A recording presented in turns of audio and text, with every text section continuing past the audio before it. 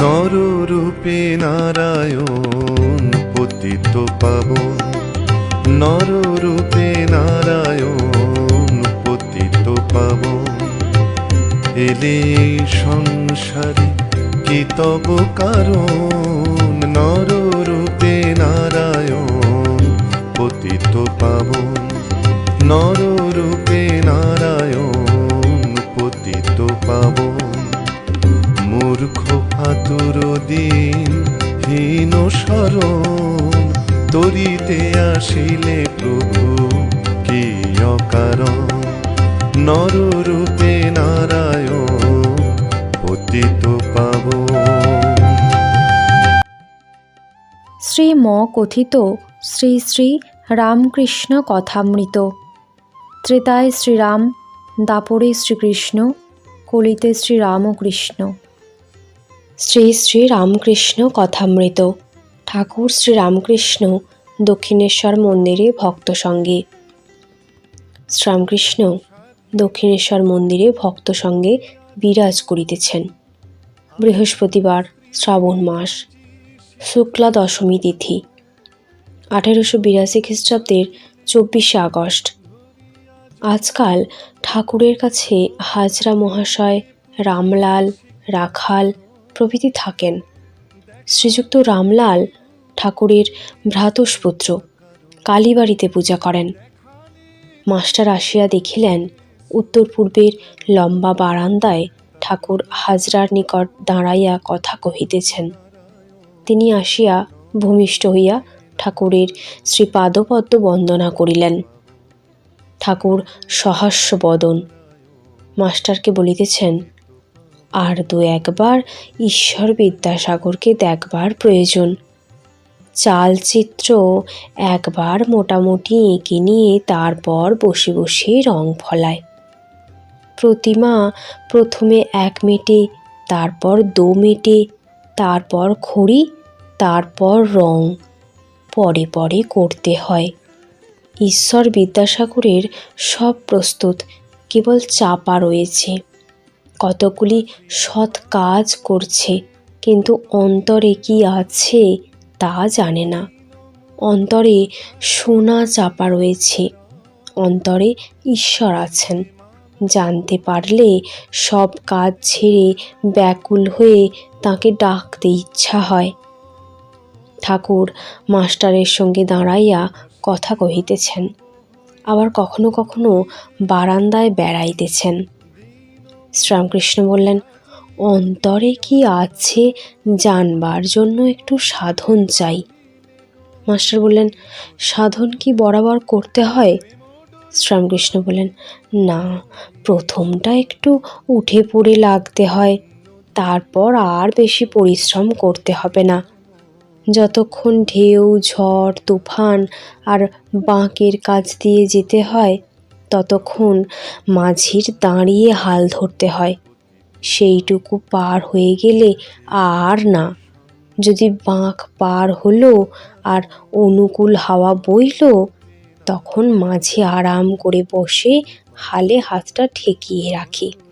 তারপর পাল টাঙাবার বন্দোবস্ত করে তামাক সাজতে বসে। কামিনী কাঞ্চনের ঝড় তুফানগুলো কাটিয়ে গেলে তখন শান্তি। ঠাকুর বলছেন, কারো কারো যোগীর লক্ষণ দেখা যায়, কিন্তু তাদেরও সাবধান হওয়া উচিত। কামিনী কাঞ্চনী যোগের ব্যাঘাত। যোগ ভ্রষ্ট হয়ে সংসারে এসে পড়ে। হয়তো ভোগের বাসনা কিছু ছিল, সেইগুলো হয়ে গেলে আবার ঈশ্বরের দিকে যাবে। আবার সেই যোগের অবস্থা। সটকা কল জানো? মাস্টার বললেন, আগে না, দেখি নাই। শ্রীরামকৃষ্ণ বললেন, ও দেশে আছে, বাঁশ নুইয়ে রাখে, তাতে বড়শি লাগানো দড়ি বাঁধা থাকে। বড়শিতে টোপ দেওয়া হয়। মাছ যেই টোপ খায় অমনি সরাত করে বাঁশটা উঠে পড়ে, যেমন উপরে উঁচু দিকে বাঁশের মুখ ছিল সেই রূপই হয়ে যায়। নিক্তি একদিকে ভার পড়লে নিচের কাঁটা উপরের কাঁটার সঙ্গে এক হয় না। নিচের কাঁটাটি মন, উপরের কাঁটাটি ঈশ্বর। নিচের কাঁটাটি উপরের কাঁটার সহিত এক হওয়ার নাম যোগ। মন স্থির হলে যোগ হয় না। সংসার হাওয়া মন রূপ দ্বীপকে সর্বদা চঞ্চল করছে। ওই দ্বীপটা যদি আদপে না নড়ে তাহলে ঠিক যোগীর অবস্থা হয়ে যায়। ঠাকুর বলছেন, আমি রাজসিক ভাবের আরোপ করতাম ত্যাগ করবার জন্য। সাধ হয়েছিল সাঁচ্চা জরির পোশাক পরব, আংটি আঙুলে দেব, নল দিয়ে গুড়গুড়িতে তামাক খাবো। সাঁচ্চা জরির পোশাক পরলাম, মথুরবাবু আনিয়ে দিলে। খানিকক্ষণ পরে মনকে বললাম, মন, এর নাম সাঁচ্চা জরির পোশাক। তখন সেগুলোকে খুলে ফেলে দিলাম, আর ভালো লাগলো না। বললাম, মন, এরই নাম শাল, এরই নাম আংটি, এরই নাম নল দিয়ে গুড়গুড়িতে তামাক খাওয়া। সেই যে সব ফেলে দিলাম, আর মনে ওঠে নাই। সন্ধ্যা আগত প্রায়। ঘরের দক্ষিণ পূর্বের বারান্দায় ঘরের দ্বারের কাছে ঠাকুর মনির সহিত নিভৃতে কথা কহিতেছেন। শ্রীরামকৃষ্ণ মনির প্রতি বললেন, যোগীর মন সর্বদাই ঈশ্বরেতে থাকে, সর্বদাই আত্মস্থ। চক্ষু ফেলে দেখলেই বোঝা যায়। যেমন পাখি ডিমে তা দিচ্ছে, সব মনটা সেই ডিমের দিকে, উপরে নামমাত্র চেয়ে রয়েছে। আচ্ছা, আমায় সেই ছবি দেখাতে পারো? মনি বললেন, যে আগে আমি চেষ্টা করব যদি কোথাও পাই। সন্ধ্যা হইল। ফরাশ কালী মন্দিরে ও রাধাকান্তের মন্দিরে ও অন্যান্য ঘরে আলো জ্বালিয়া দিল। ঠাকুর ছোট খাটটিতে বসিয়া জগৎমাতার চিন্তা ও তৎপরে ঈশ্বরের নাম করিতেছেন। ঘরে ধূনা দেওয়া হইয়াছে। একপাশে একটি পিল সুজে প্রদীপ জ্বলিতেছে। কিয়ৎক্ষণ পরে শাঁখ ঘণ্টা বাজিয়া উঠিল। কালীবাড়িতে আরতি হইতেছে। শুক্লা দশমী তিথি, চতুর্দিকে চাঁদের আলো। আরতির কিয়ৎক্ষণ পরে শ্রীরামকৃষ্ণ ছোট খাটটিতে বসিয়া মনির সহিত একাকী নানা বিষয়ে কথা কহিতেছেন। মনি মেঝেতে বসিয়া আছেন। শ্রীরামকৃষ্ণ মনির প্রতি বলছেন, নিষ্কাম কর্ম করবে। ঈশ্বর বিদ্যাসাগর যে কর্ম করে সে ভালো কাজ, নিষ্কাম কর্ম করবার চেষ্টা করে। মনি বললেন, আগে হ্যাঁ। আচ্ছা, যেখানে কর্ম সেখানে কি ঈশ্বর পাওয়া যায়? রাম আর কাম কি একসঙ্গে হয়? হিন্দিতে একটা কথা সেদিন পড়লাম, যাহা রাম তাহা নাহি কাম, যাহা কাম তাহা নাহি রাম। শ্রীরামকৃষ্ণ বললেন, কর্ম সকলেই করে, তার নাম গুণগান করা এও কর্ম। সোহংবাদীদের আমি সেই, এই চিন্তাও কর্ম। নিঃশ্বাস ফেলা এও কর্ম। কর্ম ত্যাগ করবার জো নাই। তাই কর্ম করবে, কিন্তু ফল ঈশ্বরের সমর্পণ করবে। মনি বললেন, আগে যাতে অর্থ বেশি হয় এই চেষ্টা করতে পারি।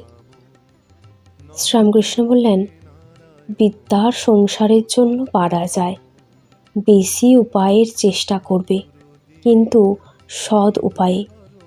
উপার্জন করা উদ্দেশ্য নয়, ঈশ্বরের সেবা করাই উদ্দেশ্য। টাকাতে যদি ঈশ্বরের সেবা হয় তো সে টাকায় দোষ নাই। মনি বললেন, আগে পরিবারের উপর কর্তব্য কতদিন? শ্রীরামকৃষ্ণ বললেন, তাদের খাওয়া পড়ার কষ্ট না থাকে, কিন্তু সন্তান নিজে সমর্থ হলে আর তাদের ভালো লবার দরকার নাই। পাখির ছানা খুঁটে খেতে শিখলে আবার মার কাছে খেতে এলে মা তখন ঠক্কর মারে। মণি বললেন, কর্ম কতদিন করতে হবে? শ্রীরামকৃষ্ণ বললেন, ফল লাভ হলে আর ফুল থাকে না। ঈশ্বর লাভ হলে কর্ম আর করতে হয় না, মনও লাগে না। মাতাল বেশি মদ খেয়ে হুঁশ রাখতে পারে না। দুয়ানা খেলে কাজকর্ম চলতে পারে। ঈশ্বরের দিকে যতই এগোবে ততই তিনি কর্ম কমিয়ে দেবেন, ভয় নাই। গৃহস্থের বউ অন্তঃসত্ত্বা হলে শাশুড়ি কর্ম কমিয়ে দেয়। 10 মাস হলে আদপে কর্ম করতে দেয় না। ছেলেটি হলে ওইটিকে নিয়েই নাড়াচাড়া করে। যে কটা কর্ম আছে সে কটা শেষ হয়ে গেলে নিশ্চিন্ত। গৃহিণী বাড়ির রাঁধা বাড়া আর কাজকর্ম সেরে যখন নাইতে গেল তখন আর ফেরে না, তখন ডাকাডাকি করলেও আর আসবে না। মণি বলছেন, আগে ঈশ্বর লাভের মানে কি, আর ঈশ্বর দর্শন কাকে বলে, আর কেমন করে হয়? শ্রীরামকৃষ্ণ বললেন, বৈষ্ণবরা বলে যে ঈশ্বরের পথে যারা যাচ্ছে আর যারা তাকে লাভ করেছে তাদের থাক আলাদা। প্রবর্তক, সাধক, সিদ্ধ আর সিদ্ধির সিদ্ধ। যিনি সবে পথে উঠছেন তাকে বলে প্রবর্তক। যে সাধন ভজন করছে, পূজা, জপ, ধ্যান, নাম কীর্তন করছে, সে ব্যক্তি সাধক।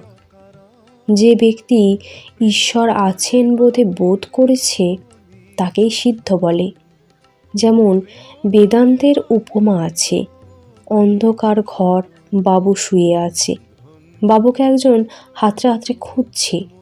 একটা কৌচে হাত দিয়ে বলছে এ নয়, জানালায় হাত দিয়ে বলছে এ নয়, দরজায় হাত দিয়ে বলছে এ নয়, নীতি নীতি নীতি।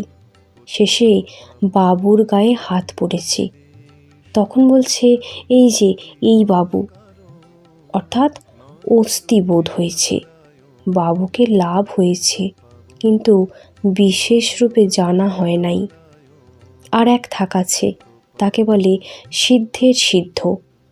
বাবুর সঙ্গে যদি বিশেষ আলাপ হয় তাহলে আর এক রকম অবস্থা। যদি ঈশ্বরের সঙ্গে প্রেম ভক্তির দ্বারা বিশেষ আলাপ হয়, যে সিদ্ধ সে ঈশ্বরকে পেয়েছে বটে।